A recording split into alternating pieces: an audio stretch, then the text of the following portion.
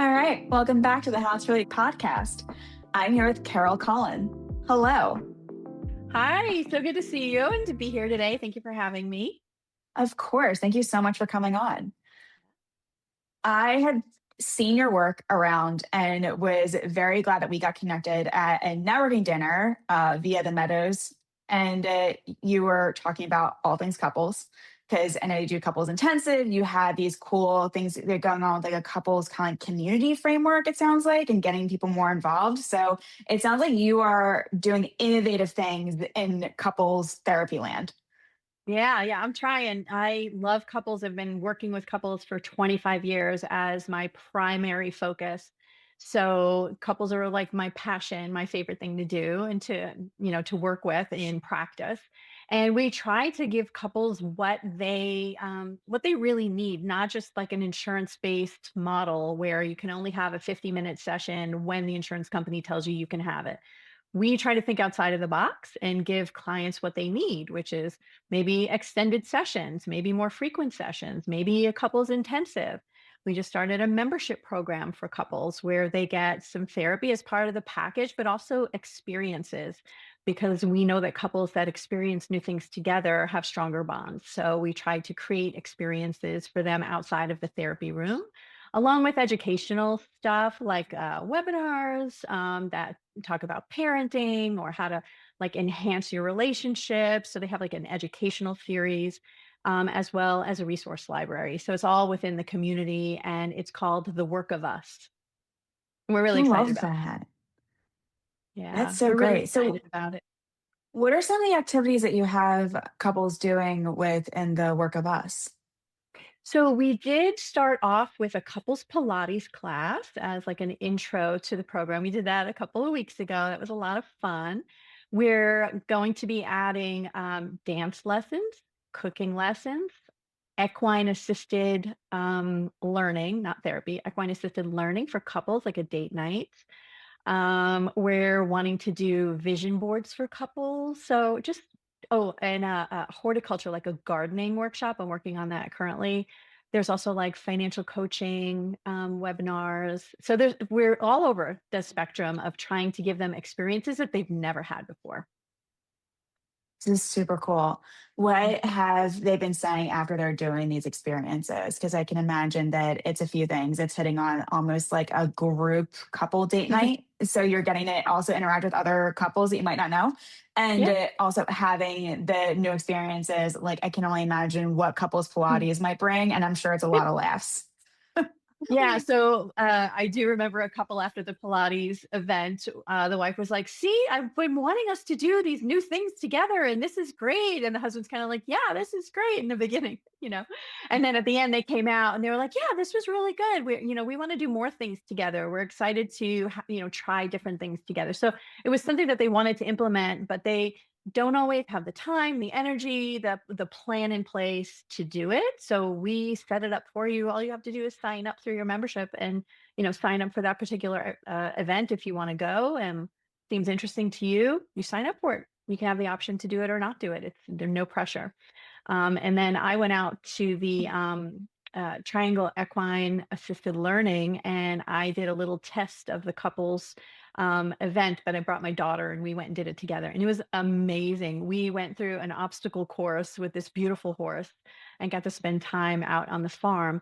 And we're going through the obstacle course, and you can either do it blindfolded, where one of you is blindfolded, or where you are not allowed to speak. Like, so there's different ways to go through it. But as we're going through these obstacle course challenges, me and my daughter, of course, she's 16. We have our own little dynamic, and so it starts coming out in our communication style through this whole exercise.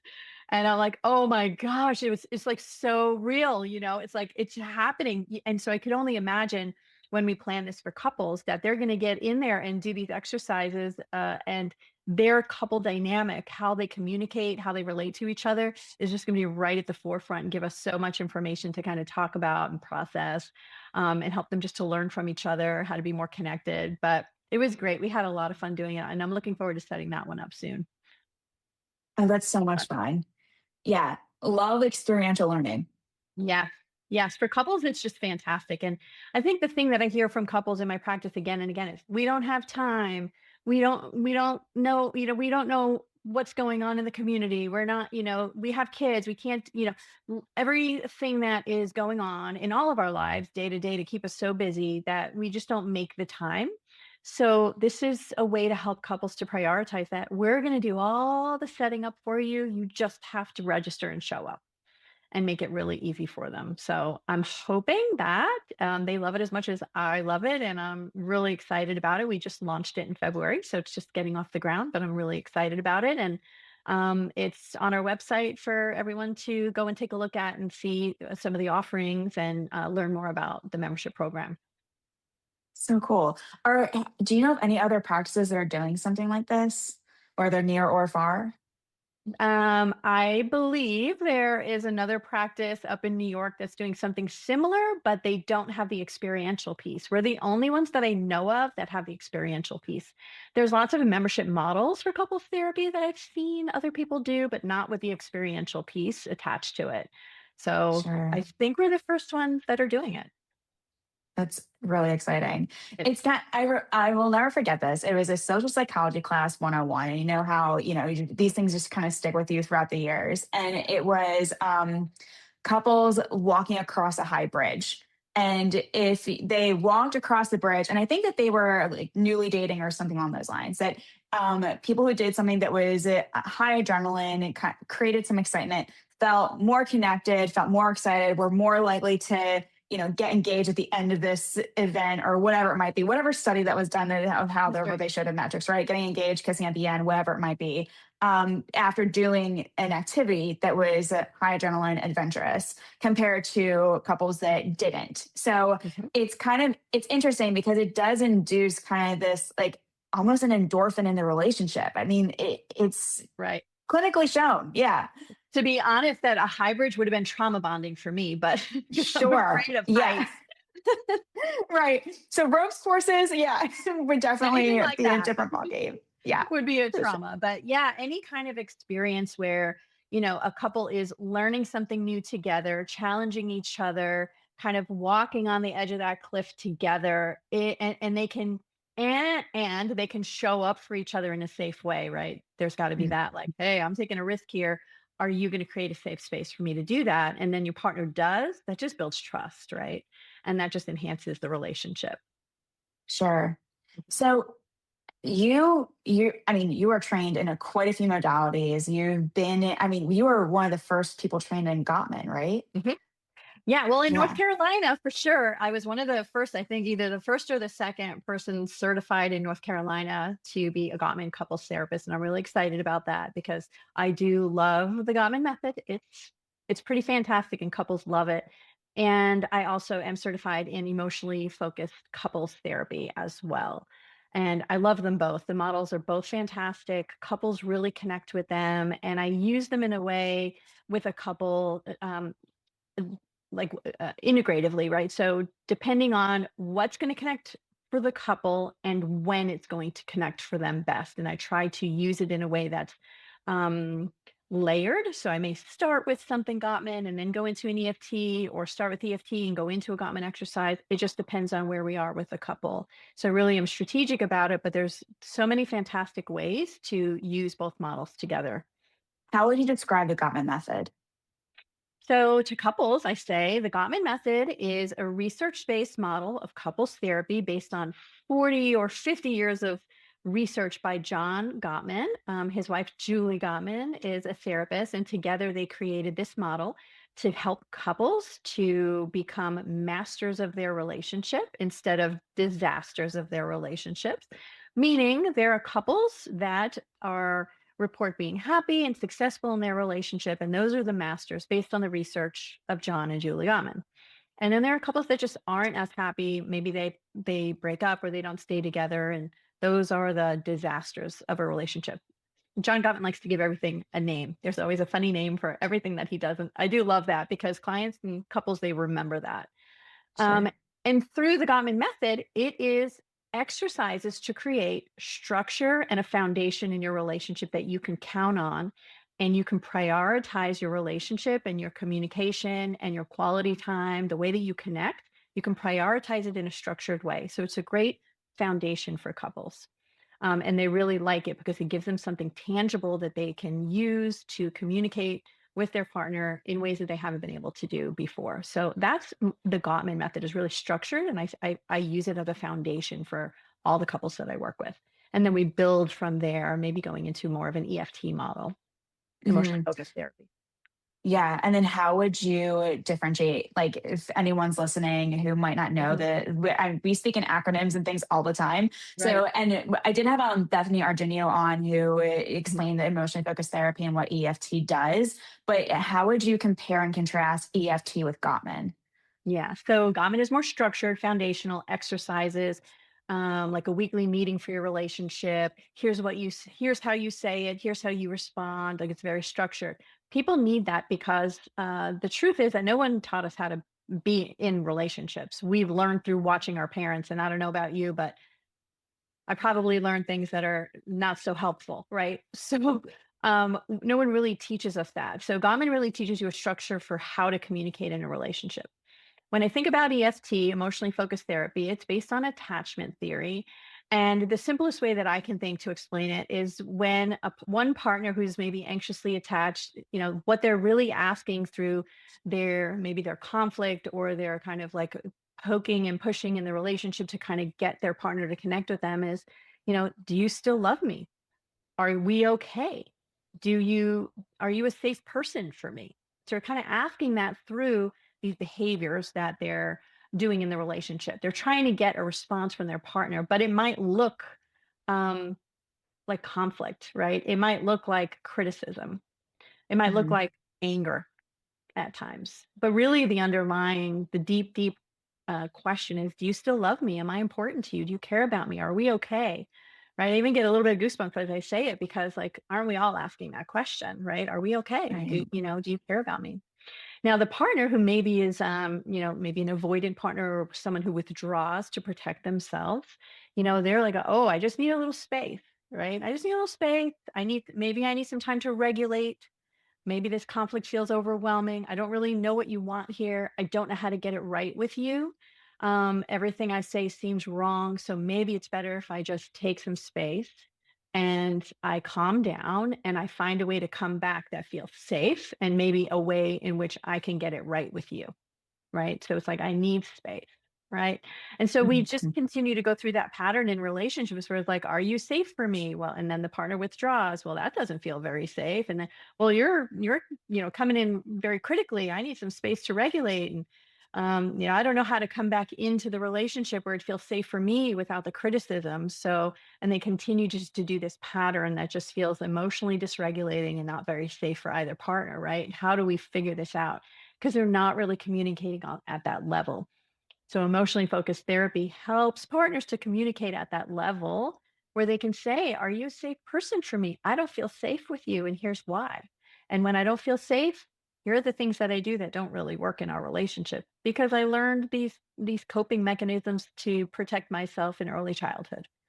This is how Mhm. I kept safe in my family when my parents were fighting, and there was domestic violence maybe in the household. How I kept safe was I withdrew. I went in the closet, I shut the door, and I curled up in a ball, and I waited till it got quiet, and I knew it was safe. And so when we're having conflict, I just want to be safe. So I protect myself by pulling away, right?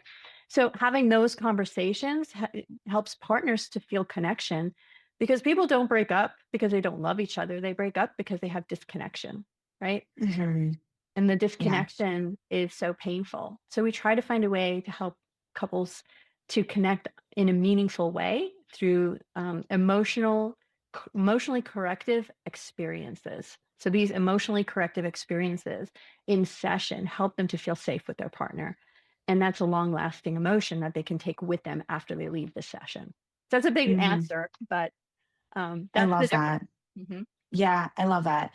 That I like to say that under every maladaptive pattern is a perceived benefit. And so it sounds like what each of these modalities are doing is understanding what is the pattern that you're getting stuck in. Gottman has the four horsemen of like the Mhm. patterns of defensive, like, defensiveness, contempt, Criticism. Stonewalling, criticism, yeah, are the four that typically get used. And then EFT world, it's like we look at these patterns and we're understanding what is it doing in terms of attachment. And if people are just taught, like, because we talk about it topically, right? People will come in with the topics around household chores or who's parenting or sex or whatever it might be. And I'm the one who's doing all the work, and I'm the one who's trying to figure it all out for us. And I'm the one who does X, Y, Z in the relationship. And then I start to resent you for not feeling like I'm connected to you, for feeling like I'm carrying a lot of the load. So it's like we're getting in, peeling back all the layers with these modalities to get into what is the heart of the matter, where is the heart of the disconnection, and how do we start to bridge that for Yeah. the I couple. love thinking of it like peeling an onion, right? And I use Hmm. that analogy with couples all the time because it helps them to perceive and understand their relationship. Like we're just looking at the first layer of the onion here. We're having an argument about, I mean, I literally had a couple have an argument about the type of cheese they bought at the grocery store. And it was like they were on the brink of divorce over this argument over cheese, right? We're not really fighting about cheese, people, right? We're fighting about different deeper issues of that are attachment based, right? But that top layer is about, hey, we're having an argument about cheese. Hmm. And we peel that layer back, and like then we get to the next layer. It's like, well, what were the feelings that came up for you in that month? Well, I felt like you didn't have my back. I didn't feel safe. I felt abandoned. And then we peel that layer back. Where does that come from? And you do eventually get to the core Hmm. of what the real core issue is. And it's always, always, always attachment based.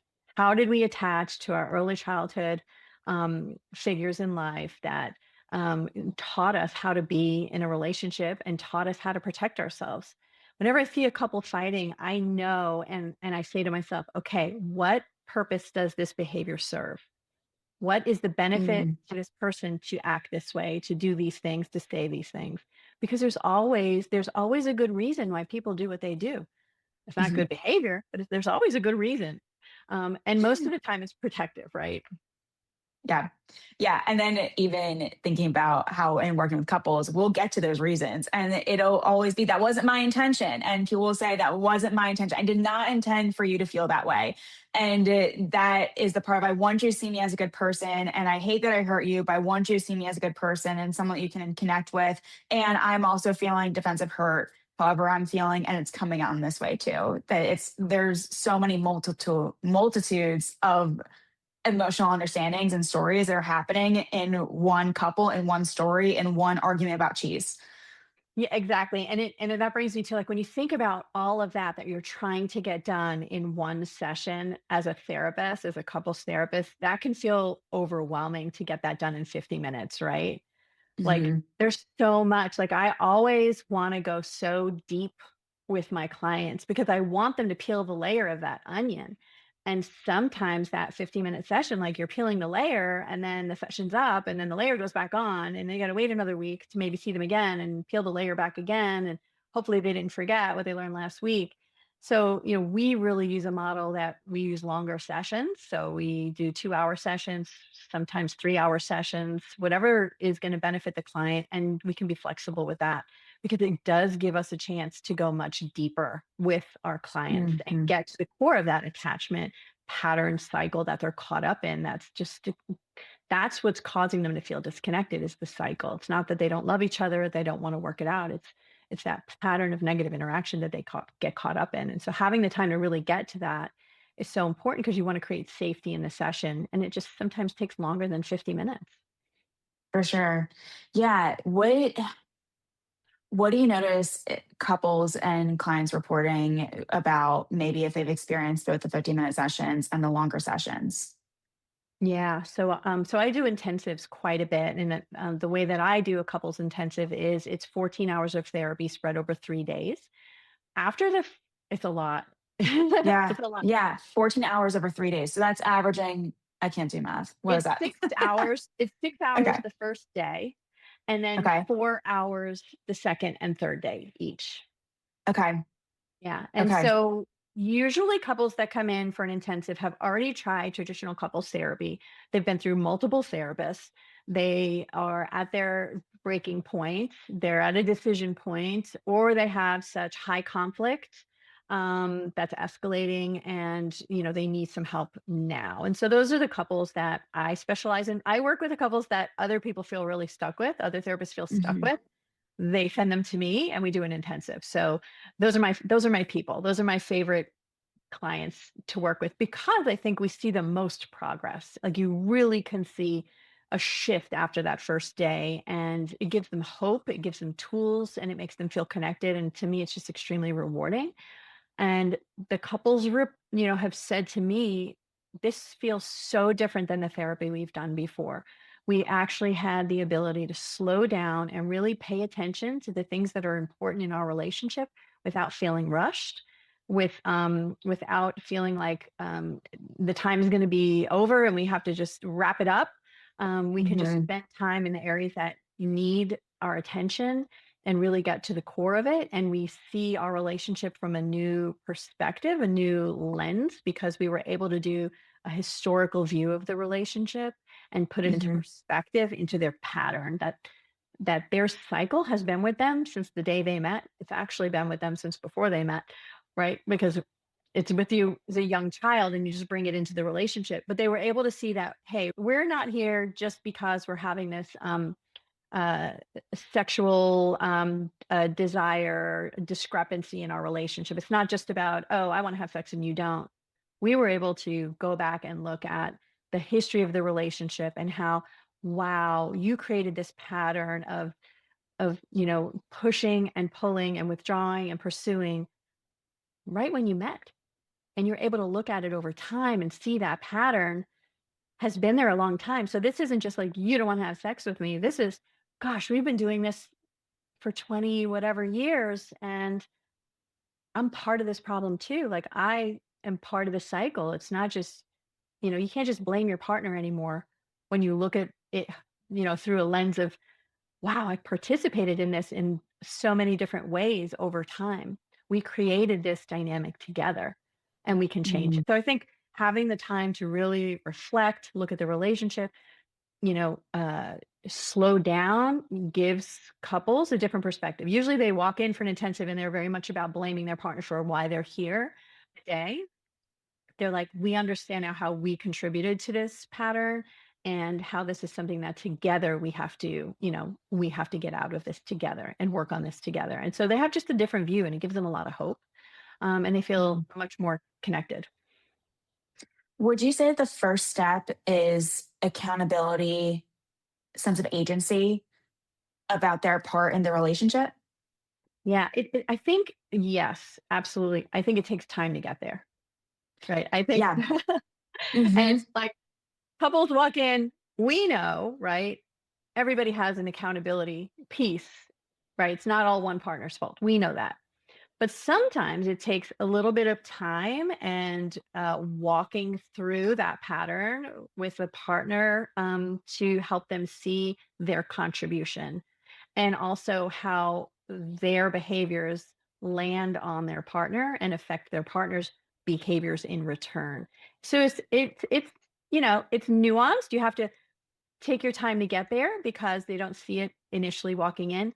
But in my opinion, it is critical for change.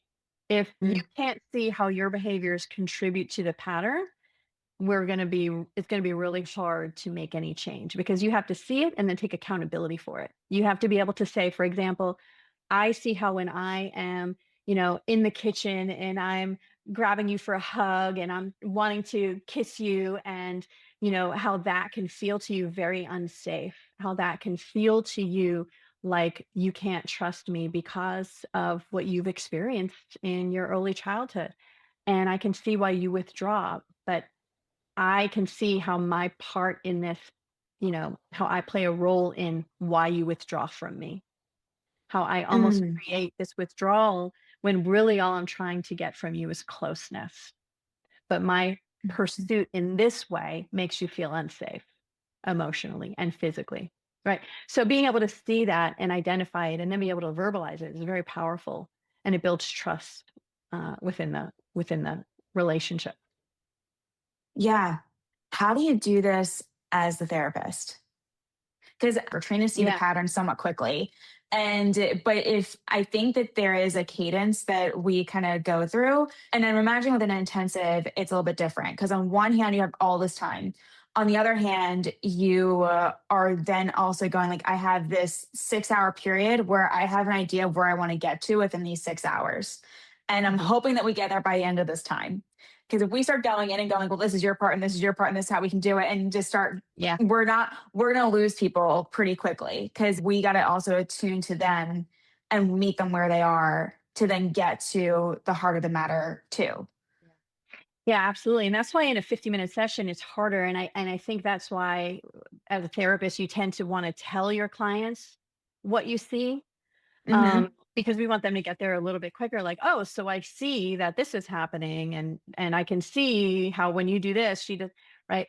Whereas in an intensive, I don't tell them, I show them as we go through the pattern in their relationship over time. I say, "Oh, so I noticed in your relationship now, you guys are in this pattern of pursuer withdrawer. When we look back, you told me a story about this old boyfriend that you had a relationship with when you were in high school. Can you tell me a little bit about that relationship? Oh, that sounds very familiar. Do you see how that sounds familiar? Oh, wait a minute. That does sound familiar. That's what I'm doing now in my oh, it is what you're doing now in your relationship. That's right. I do see that pattern, so I kind of show it to them so that they can make those connections. If I just tell them, "Oh yeah, Hmm. you used to do that. You did that with your old boyfriend in high school too, that withdrawal." And that pattern that you got caught up in, you were doing that same pattern back then. It's not as powerful or meaningful unless they make that connection. So I might like walk with them there and be like, "Oh, let's go back for a minute and let's just look at that for a minute. Do you see anything familiar? Do you feel anything familiar as you're sharing that with me?" And they're able to make those connections. And the interesting thing is they might make different connections than I'm making. And I actually love that even more than them seeing my connection.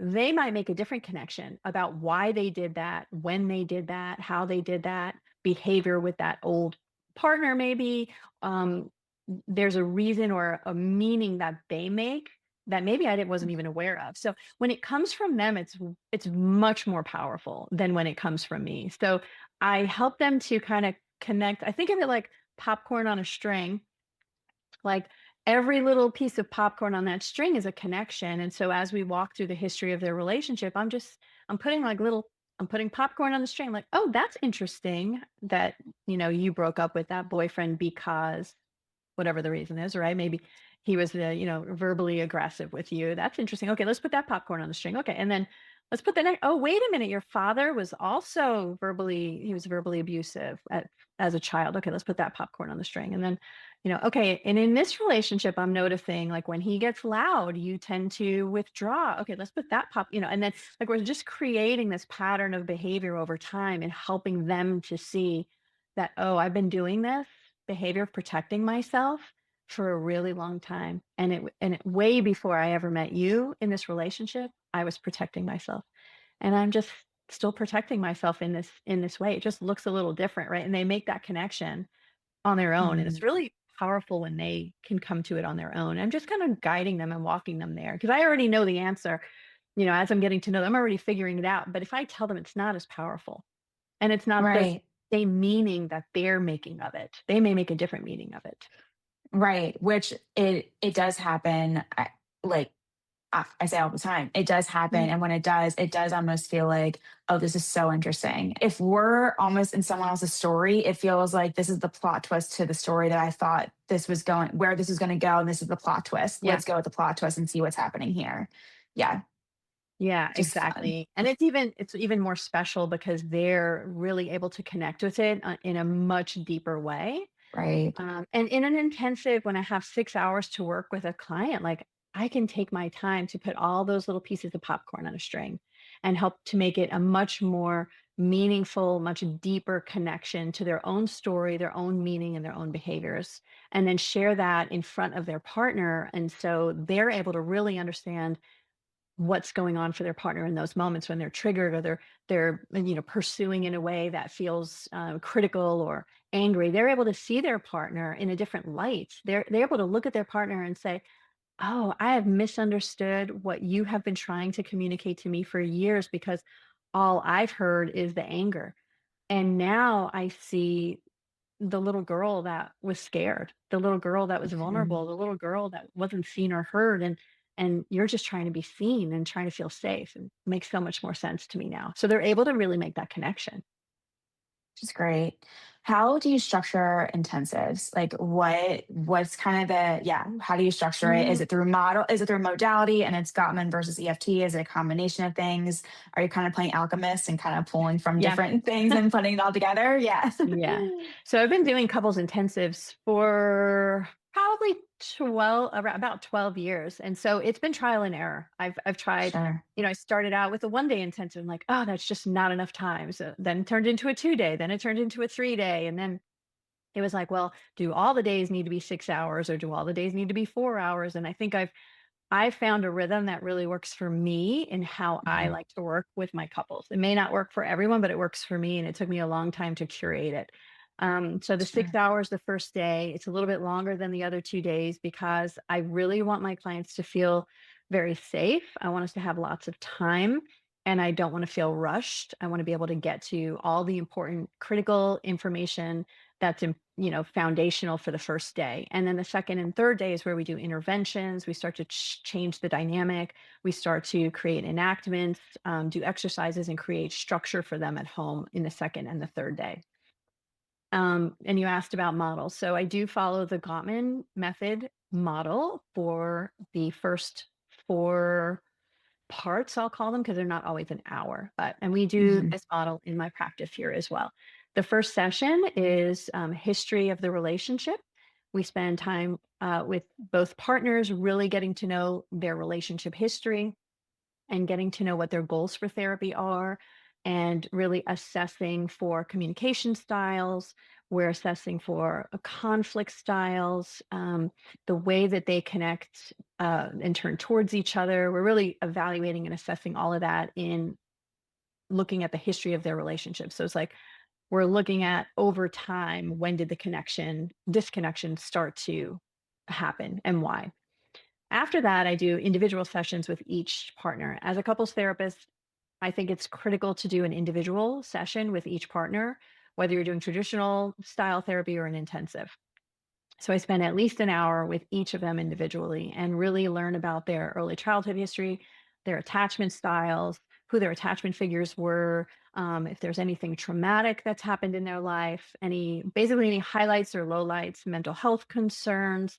Are they any, life transitions that they're currently going through? And I try to really learn a lot about that, because that plays a part in what we're going to do later in the relationship and making those connections, like all that popcorn on a string, right? This is some of the pieces of popcorn, so it's important to know that.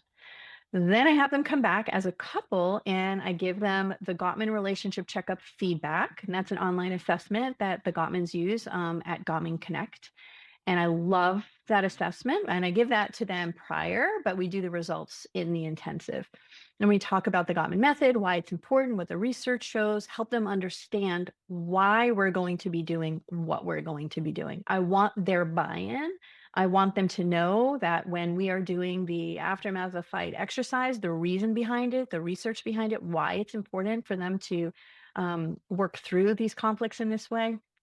So explaining that, the research, and giving them the feedback, their personal feedback based on the Gottman research, is really important. And it gives them an opportunity to have the same language as they're healing and creating a foundation. So what I mean by that is, you said the 4 horsemen of the apocalypse. Yeah, they look at me, like I'm crazy when I first say, oh, the 4 horsemen of the apocalypse. Let me talk to you about that. Gottman has great names for things. It gives a couple a language to speak together. So when they go home, they're like, oh, you're using one of the 4 horsemen, right? Like, let's talk about that. Or we need to use a softened startup here. Or can we practice our State of the Union meeting? This language is very helpful to couples, because it helps them to say, oh, I need you to turn towards me here. They have a common language, and they can identify this is what I need. Whereas they really didn't have a language for it before and it might end up in conflict. Now they can say, I need you to turn towards me, or that felt like you were turning away. So I do explain that to them. And then that's usually my first day.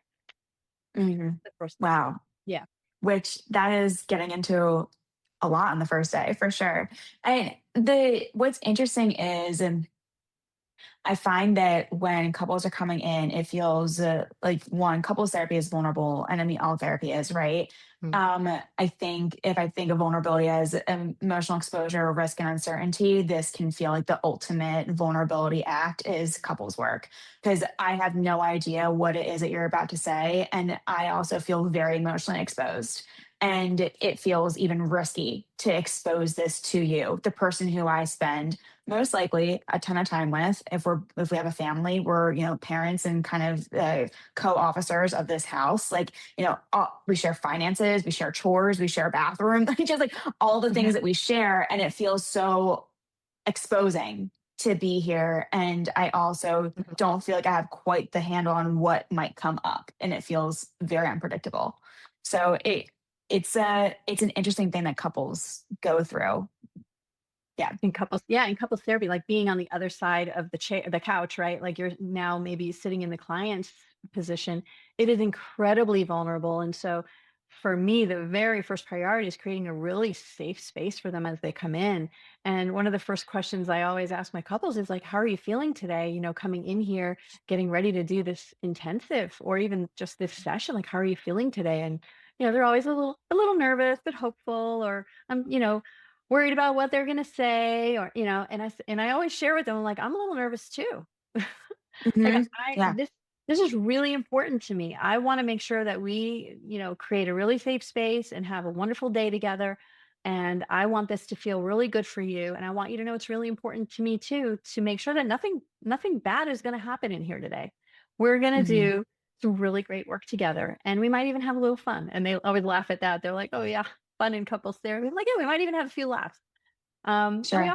always do. We always find a way to lighten the mood, and that's really important, to make sure that there are moments of, that feel lighter, because it can feel really heavy. And they're nervous, and I'm nervous too because I want to do a good job and I want to show up for them, and I want this to be, this is their life. They're coming in and they're putting their life on the line a lot of times. Hmm. They're coming in on the brink, and that's really important, and I take that very seriously, and I want this to be a wonderful experience for them, and I want them to feel hopeful. So I try to incorporate that right out of the gate in the beginning and create a really safe space for them, and give them some ground rules and say, "Look, I'm not gonna let you fight about cheese for 2 hours, right? I'm not gonna let Yeah. anyone attack the other person. We're gonna take lots of breaks, and we're going to make sure that we keep everybody as regulated as possible throughout the day. I want you to know that you can let me know if something doesn't feel good or doesn't feel safe to you. We'll address it. We'll switch gears. I want you to tell me what you're feeling throughout the day, and I do lots of check-ins after every break. I do a check-in. How are we doing? Are we on target? Are we going in the right direction? How does this feel to you? So lots of check Hmm. with the couple throughout the day. Sure. Yeah. Um, Yeah, because that ensures that you're leading the emotionally safe space too. Right. I like to think too, I mean, the word boundaries via the internet gets overused, but when I think about it in relational work, I like to say boundaries are like the structure of a house. It's that you don't have a refrigerator in your bedroom, most likely. You don't have a toilet in the kitchen, just like different things where it's like, when we're scaffolding a couple session, what we're doing is we're trying to create the boundaries so that it feels like what room you're in and what to expect here. So I think, especially when it comes to, which we're going to talk about in a second, the high conflict couples, when it comes to high conflict, what I often kind of associate that with is a sheer lack of boundaries. We don't have, and they're like, we're taking everything out and we're throwing everything against the wall. And so coming in, it's like, how do we structure this space so that it feels like you have a little bit of like, hey, this is a living room. This is where you relax. This is where you watch TV, or this is like the therapy room where we have rules and regulations in terms of how we speak to one another, how we're going to behave in this way, and what to also expect from me as, in some way, the leader of this group activity. Yeah, absolutely. You have to, as the therapist, have to be the leader in the room that leads with regulation, structure, boundaries, respect, empathy. Like we are modeling for them what we want them to learn and to practice. And if we're not regulated and we're not coming in with structure or a plan or creating safety, then you're going to get those high conflict couples that feel like this is just another place where we're going to be dysregulated. Right. Hmm. So it's really important to come in and create that safety right out of the gate and let them know what the rules of engagement are in that room. Here's how we're gonna do this. This is how Hmm. we're gonna create safety.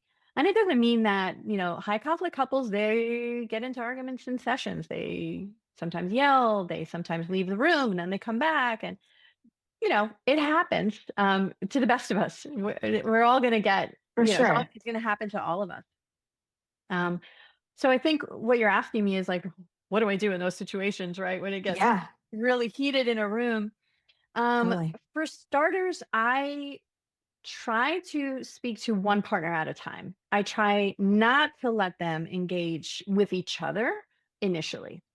I want them talking to me, not to each other, so that Hmm. I can use my body language and my voice and my tone and my volume to bring things down and regulate at least one partner. And I usually start with the higher emotion partner, the more dysregulated partner. And I have them talk with me and I try to peel the onion. I try to get one layer deep into, you seem really frustrated right now. And it makes total sense to me. This is frustrating. You guys keep doing this pattern of push and pull and push and pull, and it just doesn't feel safe. And I get that. You don't feel like a priority and you have to protect yourself. Makes sense to me. Can you tell me what you're feeling right now and where you're feeling it in your body? Let's talk about that. And so the minute they have to look into their body, they can no longer be yelling at me or anybody else. They're looking within, right? And they're focusing on their body. Where do they feel it? And I'm just trying to get them to regulate, to connect with what their body feels like. Love to do a little bit of mindfulness there if you can to try and bring them down. A lot of times I find you can't quite get there because they are pretty heated. But any kind of like checking in with your body. Tell me, what does your body feel like right now? What is your heart can you feel your heart? Where are you feeling maybe some heat in your body? What is going on? And trying to get them to connect. Then get to the feelings. Well, what is that telling you? What feelings are you having? Can you tell me what the feelings are? And of course, every therapist has a good feelings pillow, right? Or feelings wheel in their office, using that if I need to. Hey, pick up the pillow, just look at it. What do you see? Just tell me one word off of there that you can connect with. So, really getting them to focus on me and themselves internally rather than directing any of that frustration towards their partner. Hmm. And then maybe I'll do the same thing with the other partner and get them regulated and just slow it down and bring it down. And hopefully that works, right? And then we can kind of re engage. Well, let's talk about what just happened there. Let's talk about Hmm. what was going on for you. And it kind of talk about the cycle. Oh, so when you really are frustrated and you start to kind of push, that feels like criticism to her and she withdraws. And when she withdraws, you feel abandoned. Like she's not there. She's just emotionally disappeared and left you alone to deal with this. That's very painful. Of course you're trying to reconnect with her. Of course you want to be close. Of course you want your partner to show up for you. And the only way you know how to do that is by getting louder. It makes sense to me. But let's look at how that's working, right? Let's look at what's happening for her. When you get louder, what is she doing? She's withdrawing. And that's the exact opposite of what you need right now. Let's talk about what you really long for in these moments. What do you long for? I long for her to just show up for me and tell me it's going to be okay, right? So we kind of bring it down and connect that way. But to answer your question, I start with just letting them talk to me, not to each other. Hmm. I completely say, okay, we're not doing this. We're gonna right here. We're going to talk to me and let's talk about what's going on. And then I use my body and my voice and my tone and just a lot of empathy and curiosity to just bring it down. Once Sure. it's brought down, then peel the onion and try to do some sort of connection, take accountability. Hopefully that works, Yeah. right? I love that. Yeah. Because I'm even thinking if someone is listening to this and they are thinking about any sort of conflict with their partner, significant other, family member, whoever it might be, that it can be that it's how can I think about how I'm feeling and regulate within? Because when I can then think about how I'm doing, I'm one, then taking the focus off of the other person and my frustrations around whatever it is they're Yeah. doing or not doing, and I can start to then actually understand where it is that I'm coming from. And if I can understand where I'm coming from, then I can start to share that with the other person. Exactly. But if you're not regulated, that is the killer of all relationships is when couples are chronically dysregulated. You cannot think logically. You cannot empathize. You don't have humor. You cannot problem solve. You cannot compromise. You cannot accept influence. You cannot be a good partner and show up in any sort of productive way with your partner if you are dysregulated, meaning your heart rate is over 100 beats per minute. And you can check it, right? You can count, you can see, oh gosh, you can feel it in your body. Your body goes into an automatic response system that says this is dangerous and it goes into a fight or flight mode. When you're in that mode, Mhm. you cannot participate in any kind of a productive conversation with your partner, with anyone really. So the Mhm. key ingredient is taking that time to step away and calm down. Get your blood pressure, your heart rate down, get your emotions kind of where you can actually verbalize your emotions and kind of connect with them. You want to get all of that cortisol and adrenaline kind of excreted out of your body, which takes about 20 minutes for that to kind of get out of your blood system and be able to be more regulated before you show up to have any kind of meaningful conversation with your partner. And that's something, I like to teach my couples is taking a break is really important. But doing it the right way, right? You can't go to your partner like, you're out of control. You're absolutely out of control and I can't talk to you anymore. So I'm out of here and just leave. It feels very abandoning and critical to your partner who's probably hurting pretty badly, just like you are. So learning to take a good break is really important and letting your partner know like, hey, I'm feeling flooded right now. I'm really overwhelmed. I think it's best if we take, a 20-minute break and I will come back to you when we're calmer so that I can really tell you how I'm feeling. Like take a good break, let your partner know when you're coming back so they don't feel abandoned or left or unimportant and that you will come back. And coming back is the key because that builds trust. If you don't come back, then your partner's not going to trust you the next time. And that's going to escalate that interaction the next time. So learning to take a break and come back builds a lot of trust with your partner. And then learning how to have a Sure. good conversation when you come back. Mhm.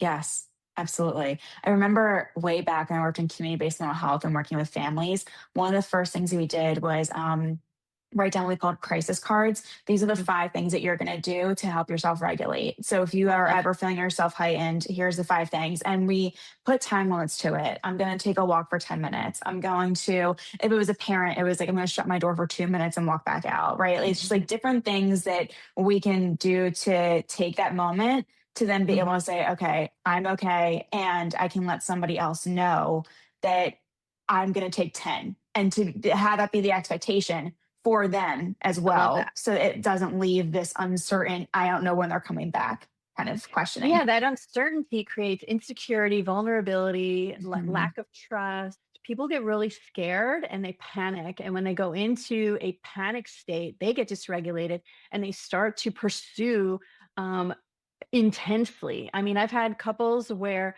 one partner was trapped in the laundry room because their partner wouldn't let them out because they were afraid they're going to leave the house. And they kind of backed them into the laundry room and shut the door and were like, I just don't want you to leave. Like, and they get into this state that's because they're in so much pain and so much fear that their partner's going to leave and not come back, or they're going to leave and they're never going to talk about this important issue again. Mhm. So incorporating that break, especially for high conflict couples, is really critical.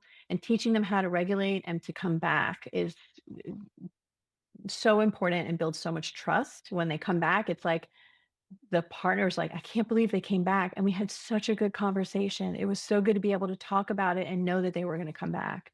It just creates Mhm. so much safety for them in the relationship.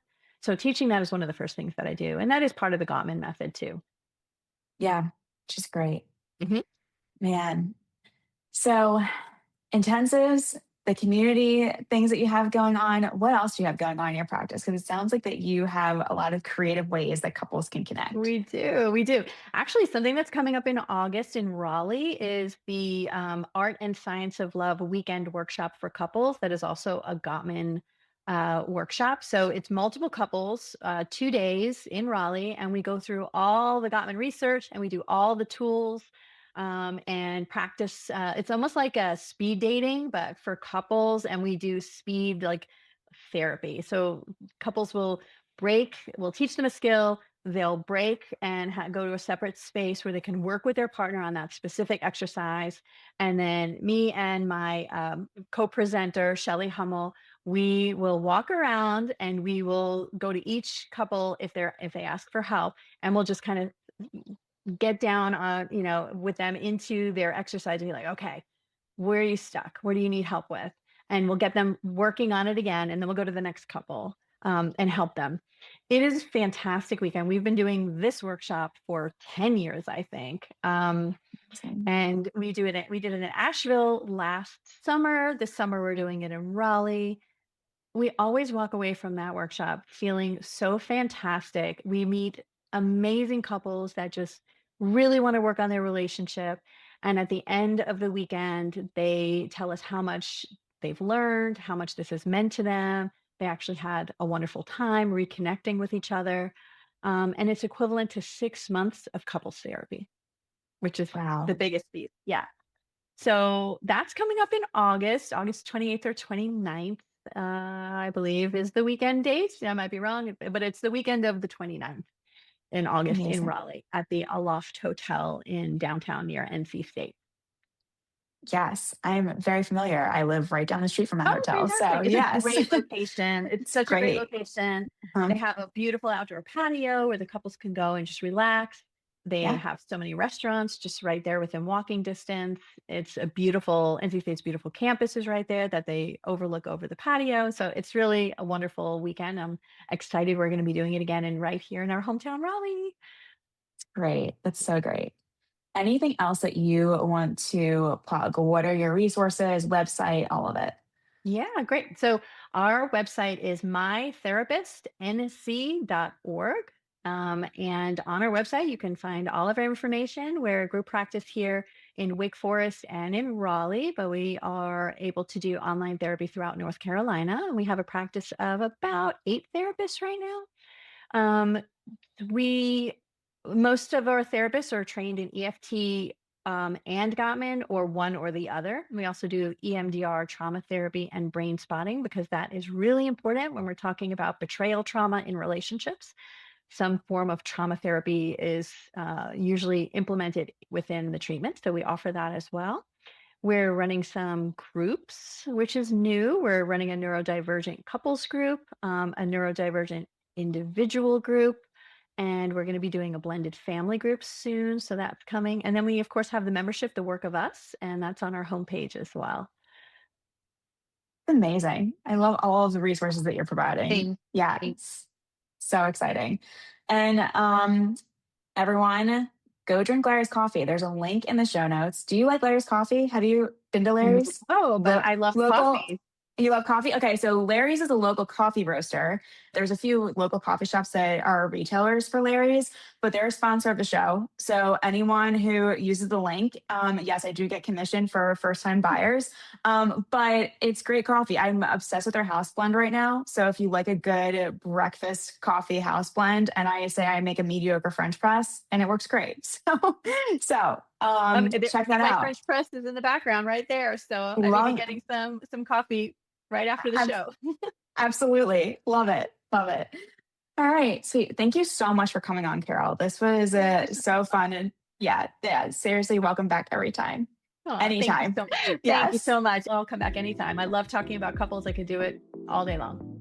It's so fun. Such a fun topic. Awesome. And until next time, everyone, stay connected.